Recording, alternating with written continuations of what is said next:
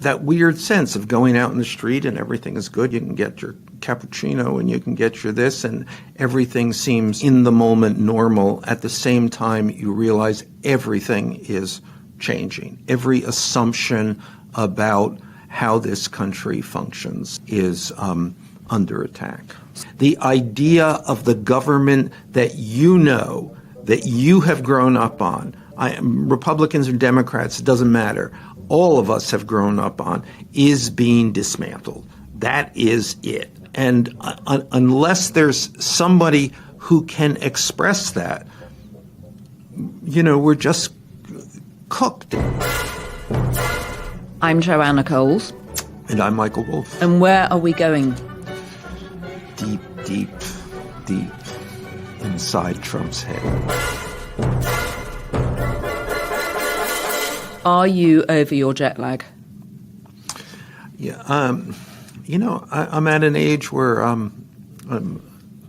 don't have to go anywhere, and I still have jet lag. Okay, I thought you were going to say you're of an age where you've travelled so much you're jet lagless. No, quite the opposite. Okay, so you're always suffering from jet lag, even the jitney into New York City. What can I say? Well, what you can say is, what the hell is going on in America, and are we going to have an operational government next week as we? Well, let's. I think in this set of Trump chapters, they're all very short chapters because there are so many of them. The one that we're now looking at is a government shutdown. And we have looked at this before. As a matter of fact, I've been through in the Trump years now quite a number of threats of government shutdowns, which tend not to happen. And I always feel like it's a threat. They hold it over each other, and then somehow, miraculously, at the last minute, they manage to agree on the budget. The last time this happened, which was, I believe, in March, the Democrats, principally Chuck Schumer, punted. And that was incredibly controversial because basically a good portion of the Democratic Party was saying, look what's happening here. Look at this. This is what we're funding. We are funding the dismantling of the of democracy. And then Chuck Schumer said, well, it will be worse if we don't fund it. Which I don't understand, of course. But it was also only 2 months into the Trump regime, right? So you could argue that from the Democrats' point of view, it was too early to start resisting. Well, I don't know. I mean, I think then it was. I think then there was a very clear rationale. Everybody saw what was happening. This wasn't even 2 months in, even a week in. It was clear that something was going wrong here in a profound way. Mm-hmm. But anyway, they punted on that. Now there is next week, 5 days from now, there is another opportunity. Now, I think we have to say, what is that opportunity? Because the Democrats actually feel that it's not only may not be an opportunity, that it is a trap. And there are two. They feel it's a trap to go for the government shutdown. There was a government shutdown, which was somewhat more limited in 2018 going into 2019, and I think it ran for almost a month. That wasn't good for Trump. That actually just added to the whole sense of chaos in the first administration. Will he have learned from that? I vaguely remember that. I mean, in the chaos of it all, and then the COVID, it's almost as if COVID drew a line across history, and it's so hard to remember what happened before that. Do you think he's learned from that? Yes, that they will be blamed. And I mean, there are sort of two notable examples of what can happen in a government shutdown. So there's a government shutdown when Newt Gingrich ran Congress and for Bill the Clinton Republicans. Was president. Yes, and Clinton was, he engineered a government shutdown, which was blamed on the Republicans. I mean, completely backfired, totally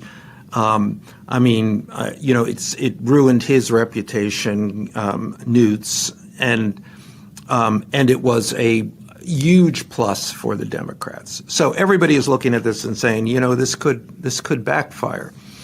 The other notable event in a government shutdown was Monica Lewinsky. You will recall that the government was shut down, and let's go over what happens when the government gets shut down. It means that everybody gets what they call furloughed. Government workers, far and wide, furloughed. So that means they stay at home. They don't come in. The government has. They're not money allowed. to pay Yes, them. and they're not allowed to come in. And they don't get paid. And they don't get paid. Yes, I mean it's kind of it can be devastating. I mean these are people who need paychecks and have families. Not to mention the services that they provide. Right. I mean, the most basic government services will not be available. Veterans, hospitals. What about air traffic control? Does that come under it?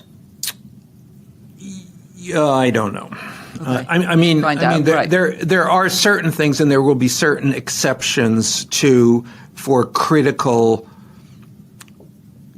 functions. They go out of their way trying not to put people in literal danger. But nevertheless, the government is not funded. There is no money. So the Monica Lewinsky issue is that during the government shutdown, she had achieved great access in the White House because she was an intern. And she had to do what she was doing, what senior aides would otherwise have to do, and which gave her direct access to the president. And the rest is history. The rest is history, although Monica has remade herself as a rather good executive producer. She was very good on impeachment, I thought, which was the Ryan Murphy show about what happened to her. And more recently, I interviewed her actually for the Daily Beast podcast because she was doing the story of Amanda Knox, the twisted tale of Amanda Knox. A twisted tale. Anyway, yes. Let's just get back to because we don't. So this comes up 5 days from now. The Democrats. It is within the Democrats. The Democrats have the leverage here. They can decide whether the government will be funded or not funded. Now, let's spell out part of the background here that the Democrats don't have much leverage in most instances now. So this is there. They're in the spotlight. This is an opportunity or it's a danger. And that's what they're trying to figure out right now. Who will eventually make the decision as to whether or not the Democrats, in good conscience, can agree to fund this government and keep it open? Really kind of a singular person, Chuck Schumer. So the minority leader of the Senate, and he made the decision in March, and that cost him, I think it cost him, he took a meaningful hit on that. Democrats think that he caved. And because of that and other things, he is facing some amount of opposition in New York. Now, Chuck Schumer has been a senator for life. So I'm not sure if opposition actually is meaningful, but it might be. Many things are going on in New York, including a mayor's race that no one expected. So I think he's scared, and that will influence what he does now. And from my point of view, it's a perfect opportunity for the Democrats to put a stake in the ground, to create an event that people can rally about, for finally the Democrats to say no to Donald Trump. And let's understand where we are at this point. Mm-hmm. I don't think that there can be much. I don't think that there can be much doubt. I'm trying to be careful on how I say this because I think that it is so critical. We have moved into an area of politics that we have never been in before. And if in March we might have said, well, who knows where this is going to go? Seems bad. It is bad now, almost on every level. I mean, from Kimmel last week to Healthcare, to Charlie Kirk, and then Trump announcing that he is going to use this to go after anybody who says things that he doesn't like. I mean, there is the pretense every day. The pretense is discarded. Right, really using the DOJ to go after people. It becomes clearer and clearer and clearer what is happening, what he is willing to do, and he is willing basically to do anything. Why is he willing to do anything? Because no one stops him. Right. There is literally nobody knows how to stop him. Nobody knows how to play Trump's game. And everybody is frightened. What will he do? I mean, we saw the Kimmel thing. So let's unpack the Kimmel as a sort of, did ABC make the right decision by deciding to reinstate Jimmy Kimmel on Tuesday night? Well, I'm sure. I mean, reinstatement is better than not. But from the Disney ABC point of view, it's a colossal mess. Go on. I mean, it's a calamity. They folded. I mean, Trump threatened, the FCC commissioner. Brendan Carr threatened. And they immediately folded. Immediately. I mean, they just ran for the hills. No, it was incredible. There was a studio audience in the theatre waiting for the show to begin when they suddenly were told, no, you have to go home. It's being suspended indefinitely. Right. So now they've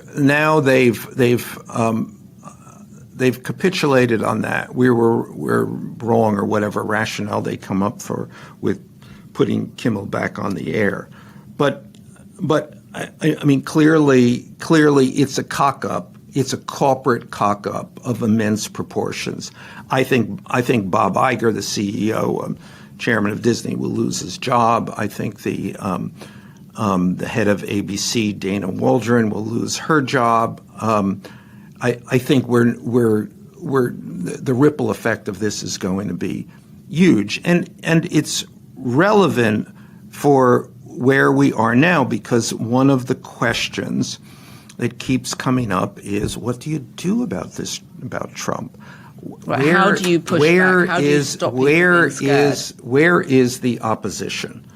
And we certainly haven't seen it. Now, we've suddenly, the Kimmel thing, it's essentially united the entire entertainment community, and Disney and ABC had no alternative. Well, it's even brought in unexpected voices from the right, like Ted Cruz, who said, this is a rod for our own backs. Democrats will be able to use this against us if we pursue this. Exactly. So now, I mean, you have to go back and say, what, I mean, this was a real what were they thinking moment. And I can't imagine, except that they were thinking, we don't know what to do about Donald Trump. Everybody, we've seen the technology people in the White House. We've seen every other media company that has faced Trump capitulate. And, I think Bob Iger said, What can we do? Well, and he underestimated the blowback, right? He underestimated people cancelling their Hulu and Disney Plus subscriptions. He underestimated how popular Jimmy Kimmel is, not even necessarily with an audience on ABC at this point, because legacy media, broadcasting media is dying. But Jimmy Kimmel lives in LA. He hangs out with LA A-listers. 400 celebrities signed a petition in favor of him. Let's look at it in another way. I think what may be underestimated here is the desire for there to be pushback against Donald Trump. And I don't think that just exists in the entertainment community. I think that this exists across the country, and no one has figured out how to express this or harness this or organize it. Which brings us back, I think, to the shutdown. So that the shutdown, and it's a complicated thing because the Democrats have to have a clear rationale for the shutdown, because you're essentially saying to the American people, we're going to cause you grief. Right. So there has to be a rationale for that. But at the same time, this is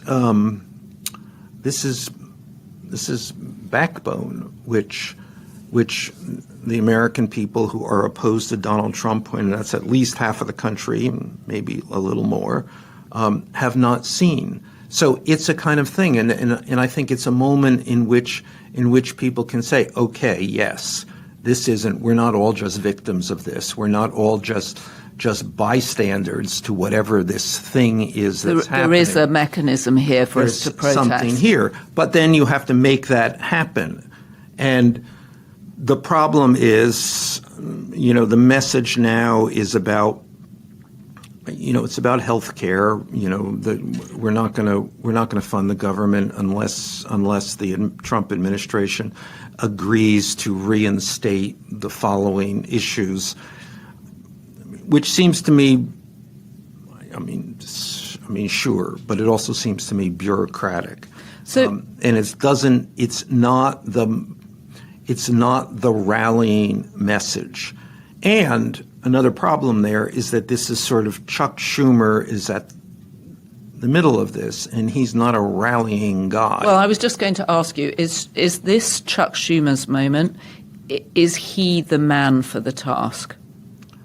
I'd say probably not. This is never what this isn't what he's ever done. He's a backroom guy, right? He's a legislator. I think he's fairly good at his job. He's a bureaucrat. That's part of the crisis for the Democrats, is that they have nobody who can step forward, nobody who can be a symbol of resistance, nobody who is credible in that role, nobody who enjoys that role.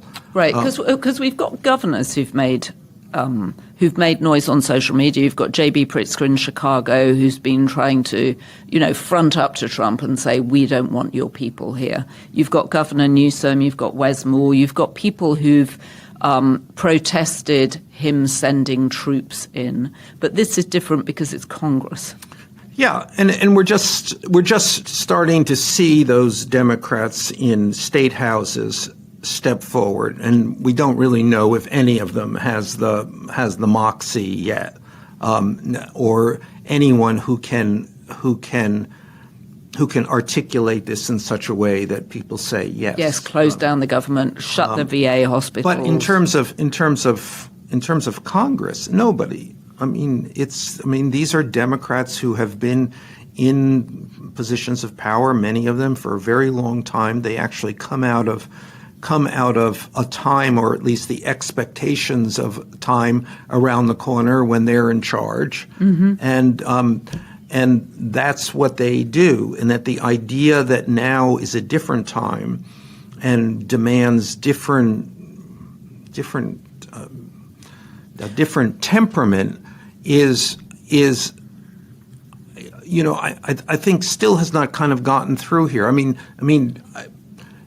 need a change of a complete cast member change. And a change of approach. But we need is not only a change of approach, but we need a change of people who can do this, people who are up for this. Chuck Schumer he seems to.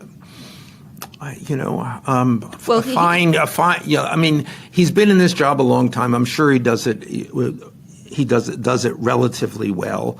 But in terms of someone who is effectively being asked to take an existential position, if we are going to die if somebody doesn't figure this out. And I think this is still this moment in which in which all of these people who've been in power and around power for a long time have not quite come to terms with the fact that this is the life they know is in the process of ending. And if there is not a fight now, it will end. It will end very soon. It is ending. Well, and Hakeem Jeffries, minority head of Congress, the House of Representatives, and Chuck Schumer, as you say, minority leader of the Senate, have both asked for a meeting with Trump. On Tuesday, we heard that he'd said no to that. And also, that's, by the way, just a bullshit thing. Right, but they're just setting the scene for it, setting up the rationale here, which is fine. But they always do this, and then they capitulate. Well, and he's a man who likes a fight. They don't want the conflict. He wants the conflict. Well, let's just game this out in terms of there is a government shutdown. It's led by the Democrats. How does Trump win this? This is one in the message. In other words, the Democrats have to be clear enough and concise enough and smart enough to deliver a message that this is worth it. And how do they do that? Because in the election, we saw that the idea that democracy is in peril didn't play with people. They weren't concerned about that. Well, the election was an eon ago. Okay, so you think enough people now are like, this isn't good. Certainly Donald Trump is not doing well in the polls. Yeah, no, this isn't. I mean, I think that what has to happen most of all is that the Democrats have to show a level of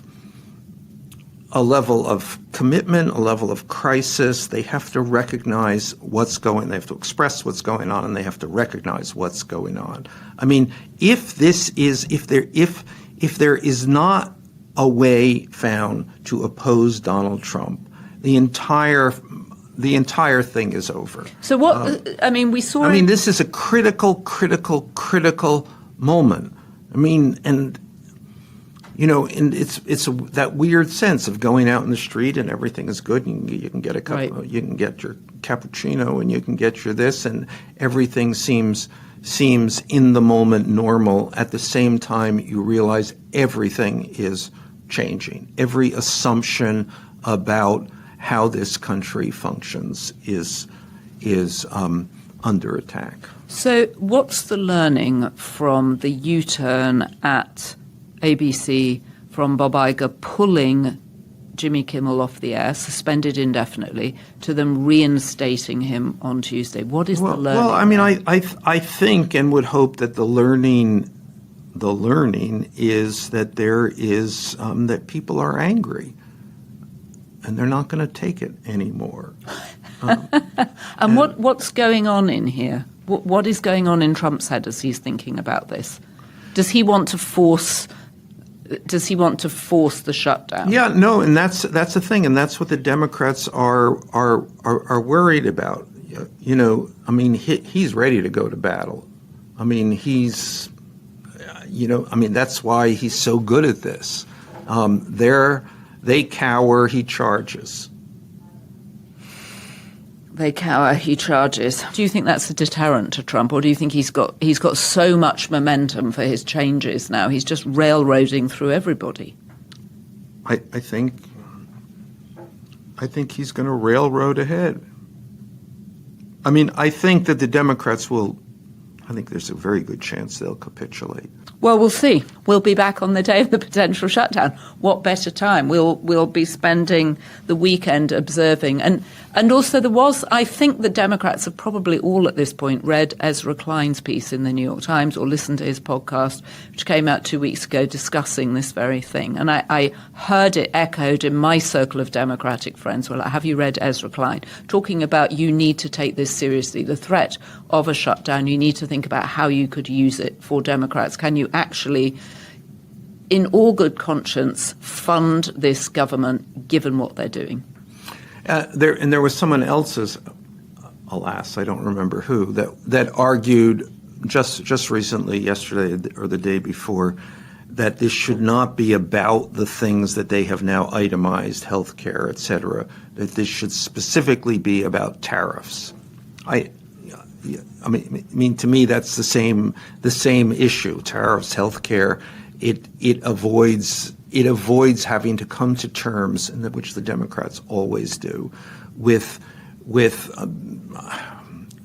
a real expression of what's going on here. Well, but you've seen them motivated by, and you've seen regular people motivated by what happened to Jimmy Kimmel. Even people who don't find Jimmy Kimmel very funny knew that this was a moment, that it's the First Amendment for a reason, well, and no one wants again, to be told. Exactly.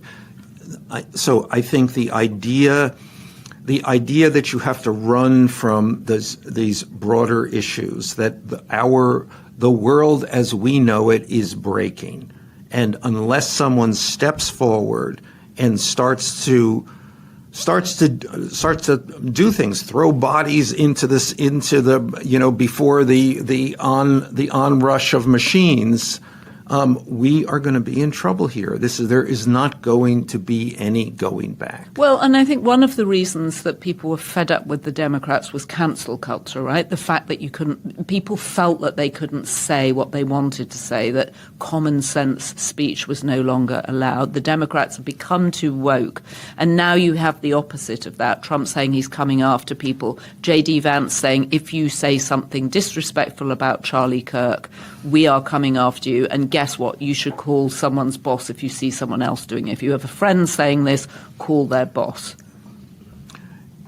But it's not just that. It's not just that. It is the literal dismantling of institutions, the literal dismantling of any of the procedures that would have stymied this, the idea of checks and balances, the idea of the government that you have grown up on. Republicans or Democrats, it doesn't matter. All of us have grown up on, is being dismantled. That is it. And unless there's somebody who can express that, we're just cooked. And I have gone into this always as a basic optimist. Donald Trump is Donald Trump, but he's not going to last forever, and somehow you just have to hold your breath. Well, I don't think that that's true anymore. Donald Trump turns out, and no one is more surprised than I am, to be incredibly effective. Well, and a couple of podcasts ago, you talked about what it was like being in his Hollywood house after you'd run into him in Jimmy Kimmel's green room. You'd gone back to Donald Trump's house in Beverly Hills, opposite the Beverly Hills Hotel. He'd thrown open his enormous refrigerator door to display his many, many pots of ice cream, and the two of you had row sat after row of Haagen-Dazs vanilla. And it's so strange to me that his ice cream fridge, basically, and you'd sat there on the sofa with your long spoons, and you were thinking, this is just hilarious, it's going to make a great piece. And here we are 10 years later as he dismantles everything we've taken to represent America. So really what the Democrats and everyone else has to begin to think about is, how do you oppose this? I mean, how do you say no? And what do you do? I mean, I think you shut down the government, obviously, because that's the opportunity no longer working for you. That you've been there. Anything that you can do that can command attention, just play it Trump's way, and give you an opportunity to platform a message. Take it, use it. Beyond that, well, I don't know. I mean, it's something that we should discuss here, because everyone should be discussing it. I don't know what is required. A 10 million person march on Washington, possibly. Chuck Schumer, if you're watching, you need to give Michael Wolff a call. He's got many ideas for you. Well, we'll be back on Tuesday. Maybe principally that Chuck Schumer should get out of the way. Step aside, sir. But he can't do that between now and Tuesday. But what he could do is say, I'm not running again. I'm going to make this my Come on, stand. Michael, when have you ever known a white man to voluntarily give up power? That just doesn't happen. Doesn't happen with, older white women anymore now I was just either. going to say, does anyone give up power? No, it's just women have less power to give up. But I don't see Chuck Schumer between now and Tuesday giving up power. There are a few people. Jerry Nadler has agreed not to run again. I mean, there are definitely people around the country saying they're not going to run again. And also, this is a major issue. This is a structural issue with the Democratic Party. These people are very old. Chuck Schumer is not the oldest, but he's certainly not the youngest. Well, Chuck Grassley, who's a Republican, is 90. He's 89. Yeah, no. This is. Throughout Congress, but I think one of the Democrats' problems is specifically, the Republicans at this point have no problems. The Democrats is that, these guys have been hanging around for a long time and they're not ready to deal with a profound change of circumstances, and no one would be. If you've had the job for a long time and suddenly the world changes, you're just doing your job like you've always done it. Well, you've managed to segue from writing books to going on social media. Jesus. But before we go, we've got many, many comments from people. I'm going to ask you a couple of questions. Do you think it's possible that Mrs. Trump and her son moved back into the White House because they know the felon, i.e. I think they mean Donald Trump, is dangerously ill, and they want to be there if something goes wrong medically? We haven't even talked about the symptoms he displays of all manner of things. Yeah, well, first thing, I don't think that his wife has not moved back. So Barron's moved without his mum? Yes. One person is saying they're casting their vote. Janet Mann, Janat, Jana T. Mann, I think, is casting her vote, or his vote, for a special episode on what Michael has to say about Stephen Miller, which we do need to do. Yeah, we definitely. Maybe we'll do that next week. We also wanted to do a special episode on pedos, too, and the whole pedo culture. Okay, which I think we should do. Should any president be removed from office if there is a suspicion of dementia? And that's someone from U of AZ. I'm assuming that's University of Arizona, Cat 81. Suspicion of dementia. Well, that's because we had Dr. John Gartner at the weekend who diagnosed Trump with so many medical terms. I got in a bit of a fluster, but I was sort of convinced by it. The grandiosity, the slow blood pumping around the body. Yeah, well, this is sort of what elections are for. In other words, in a democracy, you should be able to elect someone with dementia. In a democracy, you should be able to elect someone with dementia. How very depressing. It's a very downer note to end on. I'm not going to end on a downer note. I'm going to tell you that we are going to get some of these mugs in and we're going to send them to people for the best comments. Okay, we're not going to sell them. We're not going to do merch, but we are going to get T-shirts and mugs for people. That's an upbeat. And then when there's a knock on the door, you hide them at the back of your cupboard, right? Or you smash them into pieces. A knock on the door. A knock on the door, Michael Wolff. If there's a knock on the... They knock. No, they don't They knock. bang. They bang. All right, well... They have those things. Oh, God, this is just also depressing. Battering rams. Yeah. Battering rams. I think that's just in Law and Order. Isn't that just in police movies? No. It's not. Okay. All right. This conversation is taking a very deep turn for the worst. All right. We'll be back on Tuesday. Michael. Joanna. And that's it then for this week. Where are we going? Where are we going next Tuesday? Inside Trump's head on the eve, actually on the day of the shutdown. We'll see. Are they going to shut down? Are they not going to shut down? Actually, that will go into, will be in the afternoon, and they will go right up until midnight on that. To shut down or not to shut down. If you have been, thank you for joining us. Don't forget, join the Daily Beast community. You can join under this YouTube. Am I supposed to say something? I think so. Inside Trump's head. I'm not quite Inside sure. Trump's head. I'm feeling giddy with depression at this point. Don't forget to leave us a comment on YouTube. Please subscribe. We're independent media and we need your support. What else haven't I said? I feel like there's usually a few things I say at the end. Subscribe wherever you get your podcasts. You thank people. I thank, before I thank them, I reference the First Lady. We don't know where she's living. She might be living in DC. She might be living She's living here. Oh, she's living in New York. Yeah. Okay, good for her. We want to reference her and say, as she would have us say, be beast. And we want to thank our production team, Devon Rogerino, Anna von Urson, and our editor, Jessie Millward. And a special shout out to our Be Beast tier of members, Karen White, Heidi Riley, and Connie Rutherford. We need more Be Beast level members. You get lots of extra content. You get your name read out. Michael will have dinner with you. What else? I have a cousin named Karen White. Possibly it's my cousin. Are you Michael's cousin? Let's find out. Anyway, I hope she is your cousin, and maybe she's got more members of the family spring in. Fantastic. We'll see you on Tuesday.